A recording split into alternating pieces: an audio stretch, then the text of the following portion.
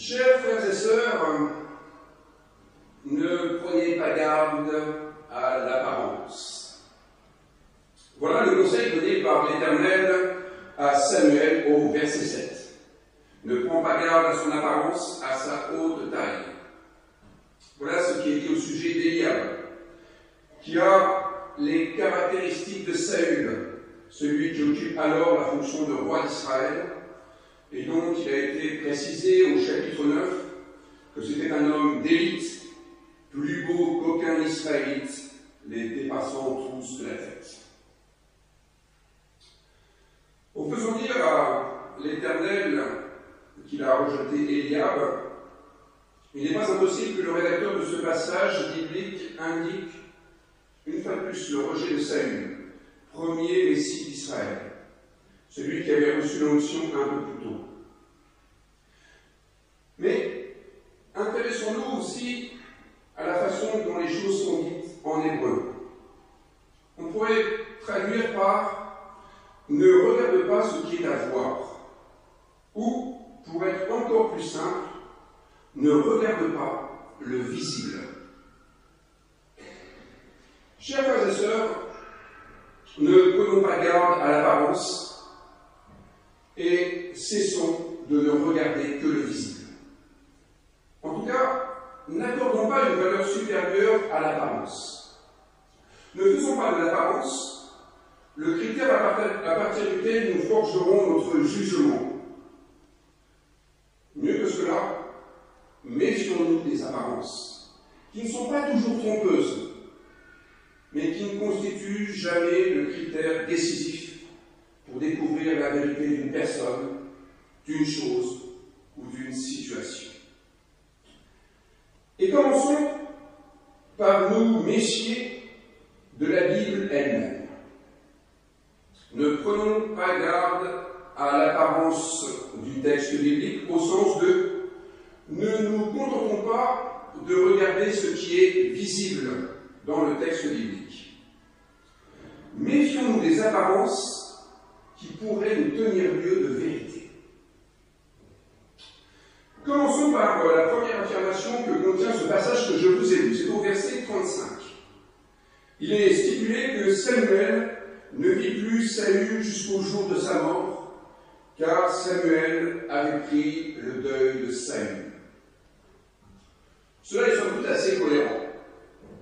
Saül n'a pas respecté les consignes, il a été rejeté par Dieu. Il est donc tout à fait cohérent que Samuel, le prophète de Dieu, rejette lui-même Saül, qu'il coupe tous les ponts et qu'il n'en entend plus parler, qu'il ne le voit plus.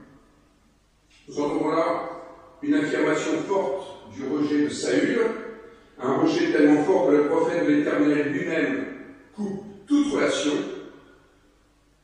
ce qui indique bien le rejet massif, la chute totale de Saül. C'est fort, mais c'est à tort. Car, en fait, si nous continuons à lire le livre de Samuel et que nous allons jusqu'au chapitre 19, alors nous constaterons que Samuel reverra Saül. Et pas qu'un peu, parce qu'au verset 24 du chapitre 19, il est dit que Saül retira ses vêtements et prophétisa devant Samuel pendant tout un jour et toute une nuit. Autrement dit, il l'a vu et bien vu. Nous avons ici ce qui pourrait apparaître comme une contradiction flagrante entre ce qui est déclaré à 3 chapitres d'intervalle. Je conçois que cela peut être troublant. Je conçois que cela peut nous conduire à déconsidérer le texte biblique. Et que cela peut parfois nous éloigner de la Bible qui, si elle contient de telles contradictions, pourrait laisser penser qu'elle n'a rien à nous apprendre qui soit vrai. Et il me semble que ce petit constat, par exemple, nous enseigne surtout qu'il faut se méfier des apparences. Il faut se méfier d'un texte qui a l'apparence d'une histoire sainte qui se serait déroulée tel que c'est écrit dans le grand livre. Cela nous enseigne à porter un regard critique sur le texte. Et par critique, il ne s'agit pas de condamner, de rejeter, mais de juger. Critiquer, c'est juger. C'est faire ressortir la vérité. Juger le texte biblique, c'est critiquer, c'est faire ressortir la vérité dont le texte biblique est porteur. C'est lui permettre d'offrir la vérité dont il dispose, et non pas la vérité qui nous arrangerait bien et que nous voudrions lui faire dire. Il y a quelque chose d'extrêmement salutaire à avoir un regard critique sur le texte biblique. C'est que nous laissons le texte biblique nous offrir le sens qu'il contient. Et ce sens, c'est ce que les générations de chrétiens ont reconnu comme autorité, comme source d'une parole qui nous aide à vivre et à mieux nous comprendre. C'est cette parole-là qui fait sens, pas celle que nous voudrions lui infliger. En se méfiant de l'apparence du texte biblique, nous évitons de faire de la Bible une sorte de dictée divine, comme peut l'être considéré par exemple le Coran dans certains courants de l'islam. En se méfiant de l'apparence, en interrogeant sérieusement les textes, en les mettant en vis-à-vis, en évitant le massacre à la tronçonneuse, qui consiste à sortir un passage de son contexte, à isoler un verset biblique, et parfois à le retourner contre le texte. Et là, nous évitons de faire de la Bible une vérité hors sol. Et nous permettons au texte biblique de nous offrir la vérité dont il est dépositaire. Et cette vérité, c'est l'expérience d'hommes et de femmes aux prises avec la vie et animés d'un profond désir de porter cette vie à son plus haut degré de réalisation. La Bible n'a pas été écrite par une, deux ou trois ou quatre personnes, mais par une multitude de personnes aux prises avec la vie. Et la richesse de la Bible, c'est qu'il y a justement plusieurs expériences qui viennent se tisser les unes avec les autres. Et le fait qu'il y ait au sein même de ce livre de Samuel plusieurs rédacteurs qui n'ont pas forcément eu la même expérience, qui ne rendent pas compte de la même manière de l'espérance qui les a nourris, ou au contraire, des désillusions qui ont fracassé des vérités qu'ils tenaient pour des certitudes et qui en fait n'étaient que des fétus de paille. Le fait qu'il y ait ces contradictions apparentes ne dénature pas la Bible, ne diminue pas son degré de vérité, bien au contraire. Cela complexifie notre rapport à la vie. Cela enrichit notre compréhension de l'existence. Imaginons que nous décidions de vous crever chacun un œil. Il paraît que c'est la mode ces temps-ci. Vous ne verriez plus la vie en relief. Il y aurait une sorte de platitude. C'est ce que constatent celles et ceux qui justement perdent l'usage d'un œil. Avoir deux yeux, c'est ce qui permet de donner du relief, de la profondeur. C'est ce qui permet de hiérarchiser, de ne pas tout mettre sur le même plan, et de pouvoir accorder une valeur supérieure à ce qui est fondamental. Voilà ce que cette rédaction plurielle de la Bible nous permet. Petit conseil de ces personnes qui font de la théologie et qui s'adressent à nous qui voulons également faire de la théologie, c'est-à-dire s'interroger sur le sens profond de la vie. Ne prenez pas garde aux apparences. Ne regardez pas simplement ce qui est visible. Ce n'est pas parce que cela a l'allure du sacré que c'est du sacré. Et par exemple, je pourrais vous interroger pour voir si vous avez exercé votre faculté de jugement, votre capacité critique, lorsque tout à l'heure vous avez chanté le psaume 134. Y a-t-il un problème que vous avez relevé en chantant le psaume 134 ?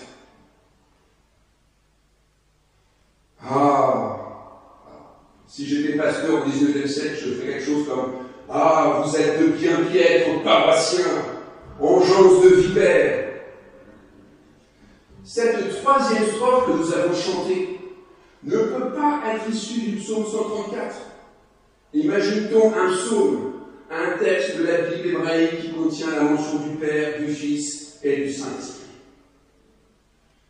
Cette construction théologique qui date du IVe siècle de notre ère, comment pourrait-elle se trouver dans un psaume? Méfiez-vous des apparences. Ce n'est pas parce que cela a l'allure du sacré que c'est du sacré. Retournons au XXe siècle. Après nous être interrogés sur le texte biblique, ce passage nous permet de nous interroger aussi sur le Messie en hébreu, le Christ en grec. Cela est rendu possible par ce passage en revue de la famille de Jessé. Là encore, si nous prenons le soin de ne pas nous en tenir aux apparences, il se pourrait que nous découvrions une vérité autrement plus profonde que ce à quoi nous sommes habitués. Traditionnellement, nous voyons en David le plus jeune fils de Jessé. Quelqu'un dira-t-il le contraire? Si c'est le cas, qu'il se lève ou qu'il se taise à jamais.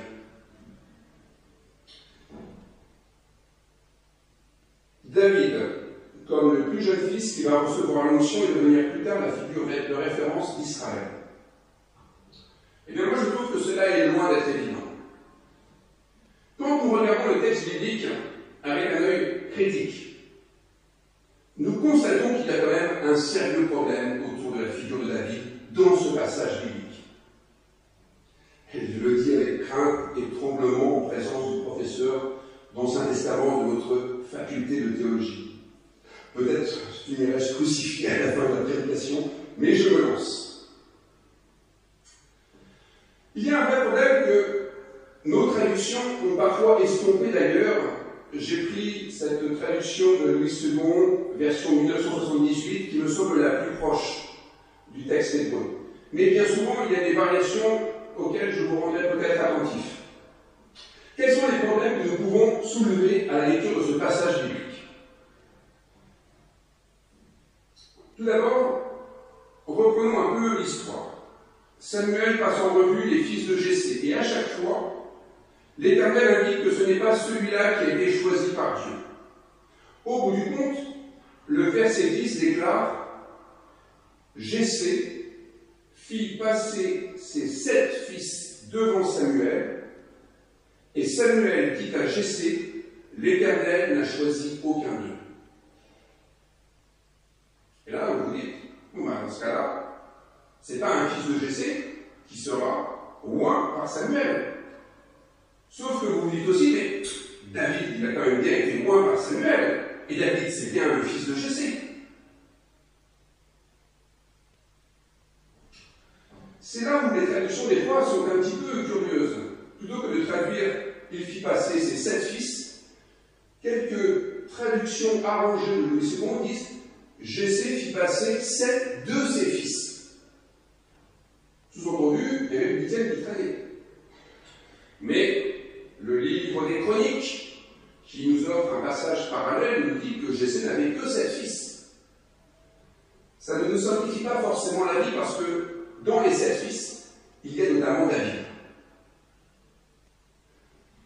C'est un peu le bazar quand même des fois le texte biblique.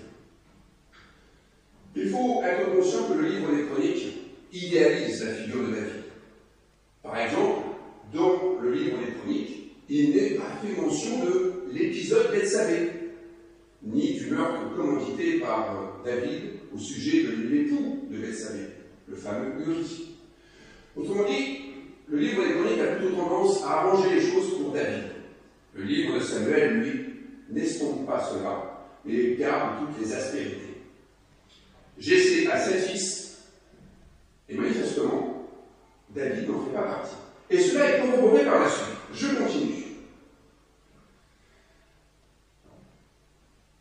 Au moment où Samuel demande si, grosso modo, c'est là l'ensemble de la famille de Jessé, certaines traductions disent « Mais n'as-tu pas un autre fils ?»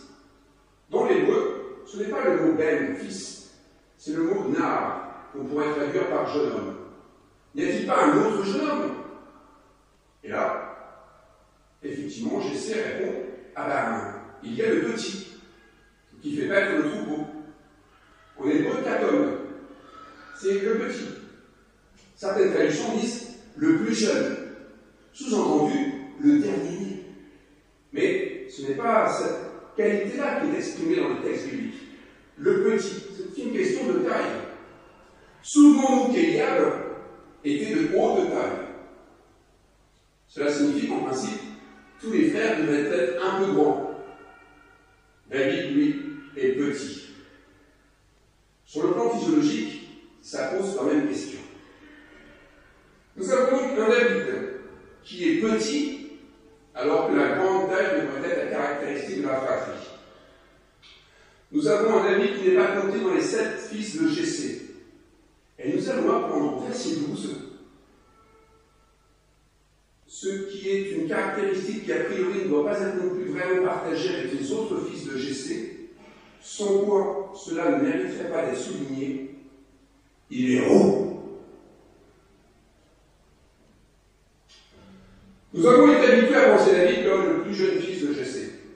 Ce passage biblique nous engage plutôt sur l'hypothèse que David n'est pas le fils de Jessé comme le sont les autres fils de Jessé. Il ne serait pas inutile pour quelqu'un qui voudrait pousser l'investigation un peu plus loin de s'interroger sur le sens de la prière de David dans le psaume 51, après sa relation adultérine avec Bethsabée, justement. En particulier le verset 7, où il dit ceci, voici ce qui est mis dans la bouche de David, voici, je suis né dans la faute, et ma mère m'a conçu dans le péché.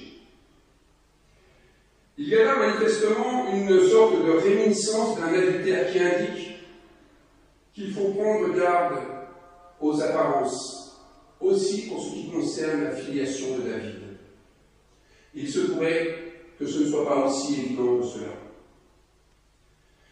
Et voyez-vous que le texte biblique contienne cette hypothèse forte, indique qu'il ne faut pas prendre garde aux apparences, qu'il ne faut pas se contenter du visible. Comme le rédacteur de ce passage du livre de Samuel l'écrit bien avant Saint-Exupéry, on pourrait considérer qu'on ne voit bien qu'avec le cœur. Autrement dit, peu importe ce qui est visible, peu importe ce qui est lisible, peu importe ce que vous lisez dans un compte-rendu d'ADN, peu importe ce qui est consigné sur des registres d'état civil, de baptême, peu importe ce qui est consigné dans des rapports, dans des fichiers, notre identité est bien au-delà des définitions ou des catégories que nous inventons et qui ne permettent jamais de dire ce qu'est vraiment quelqu'un. La Bible témoigne de la grâce de Dieu qui consiste toujours à ajouter des enfants aux enfants déjà présents. Cette caractéristique se trouve vraiment dans toute la Bible. Pensons aux derniers instants de Jésus. Il est sur la croix. Au pied se trouve Marie, sa mère. Et que fait-il? Il dit, le Fils qui est là, ce n'est pas ton Fils. Il ne le dit pas comme ça, c'est le disciple bien-aimé. Eh bien, femme, voici ton Fils. Et toi, voici ta mère. Ce n'est pas un rapport biologique qui est en jeu.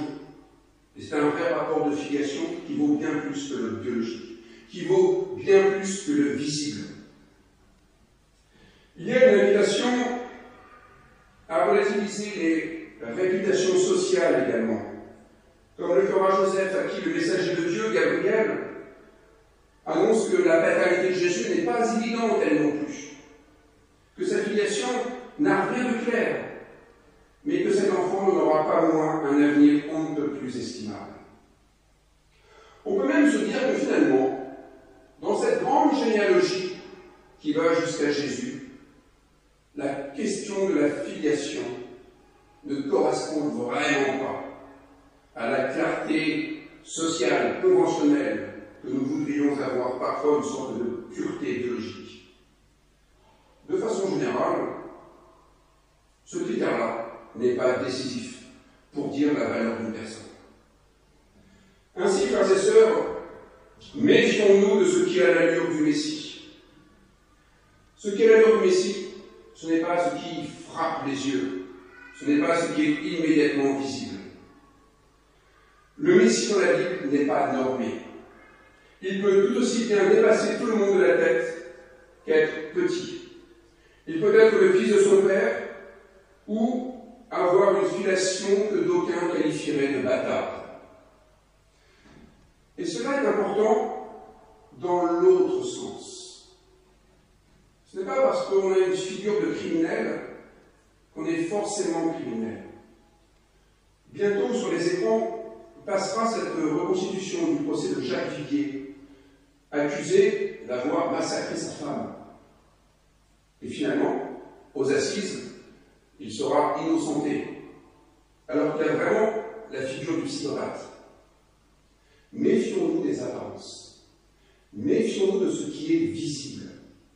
Cela ne dit jamais la vérité profonde d'une personne. La liberté biblique à l'égard des hommes s'observe également dans un trait de David que nous avons déjà relevé, le fait qu'il était roux.